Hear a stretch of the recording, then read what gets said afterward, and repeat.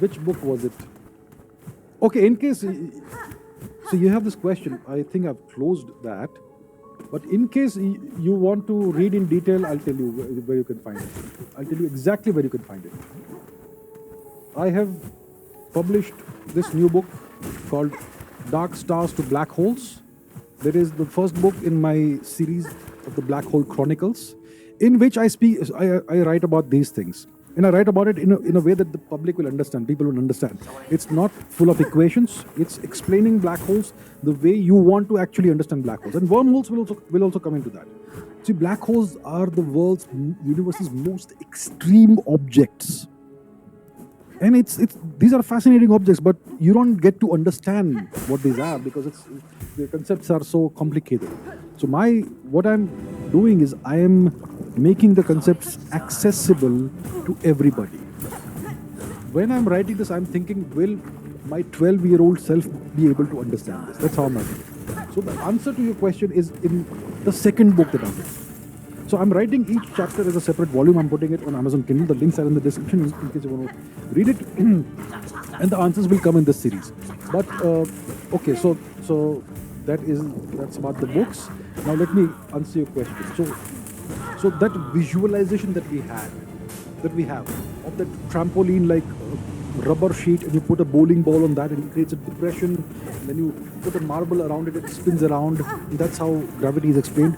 That is a two-dimensional interpretation which is very valuable to kind of conceptualize things, visualize what is visualizable. But that curvature that is being created of the sheet, we are using gravity for it. So you're using gravity to visualize gravity, which is a circular reasoning. Okay, the real bending of the fabric is not a bending of the fabric of space. It's a bending of the fabric of space-time. Space-time. Not just space, even time is being distorted. Time is being bent.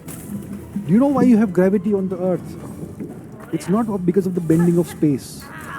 It is because of the bending of time. Do you know that your head ages faster than your feet?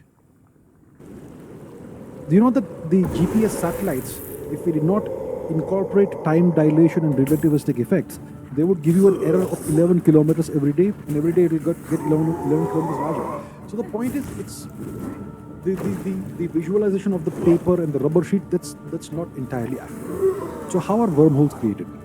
Wormholes are solutions. It's one particular set of solutions of Einstein's field equations. Einstein discovered or developed these equations after 8 years of incredible mental torture, because he was not a mathematician and he had to do all this advanced mathematics, which even today tortures students. You know, if you do tensor algebra and all that, and tensor calculus. So the field equations that he came up with in the year 1915, he thought it will take decades to solve them. But in 8 weeks, a dying man was able to solve them on the battlefield in the First World War. His name was Karl Schwarzschild. And eventually there were more solutions of the equations that came up. And one of these solutions of the equations is the wormhole solution. It's called the Einstein-Rosen bridge. So one of the analogies is that you can poke a hole through a paper, and that's a shortcut through space, but it's actually a hole in space and time. So if we are warping the fabric of space-time, it will not disgorge other objects. That's not what happens. Space-time is the stage on which the universe exists. We are inside space-time. Yeah. So you are kind of visualizing the fabric to be 2D. You have that analogy in your mind, and I don't blame you for that, because everybody grows up seeing that. So that's what you have in your mind. But that's not exactly how it is. What's the concept of bending the fabric to create a shortcut? You can only explain this through equations, but I'm attempting to explain it in the books, in the volumes. The concept is that space-time. Okay. So if you look at the Einstein field equation, it has two sides, left-hand side and right-hand side. The left-hand side, it tells you about the warping or bending of space-time. So the Ricci tensor, all of that. Yeah. On the right hand side, you have a complete tally, a complete census of all the mass and energy.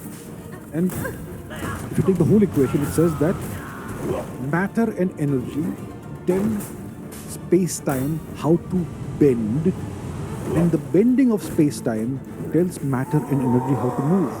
And it's a dance, constant dance. So if I'll tell you something.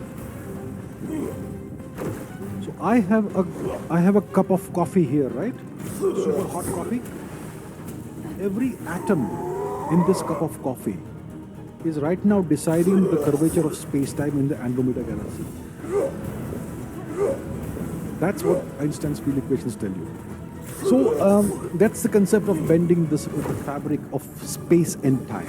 And one of the solutions is a shortcut solutions, which kind of, yeah, so that's how it is. But it's not a hole in space and time. It's just a different kind of solution.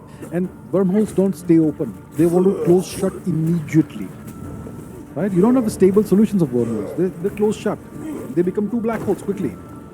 So if you want to keep a wormhole open, you have to introduce something very strange inside, which is either some kind of exotic matter like negative mass or negative energy, or something even more exotic like a topological defect, like perhaps a cosmic string or something.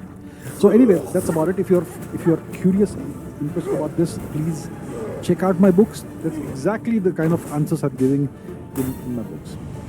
Anyhow, thank you. Great question. Finally, somebody asked something about black holes and physics. Thank you. Next question. Anonymous says, how do you have such memory? How can I develop it? One second.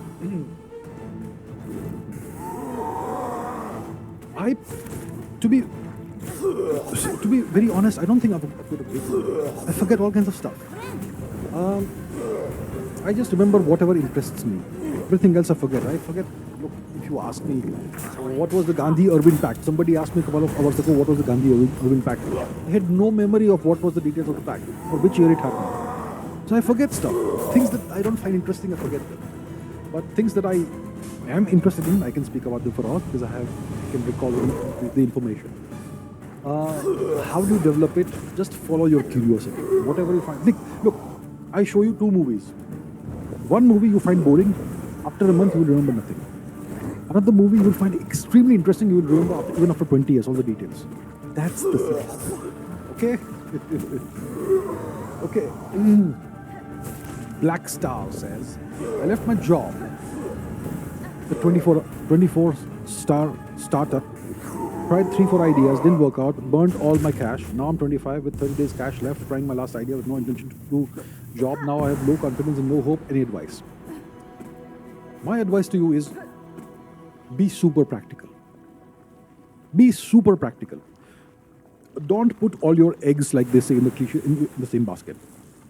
If you want to burn cash, don't burn all your cash. Always keep a backup.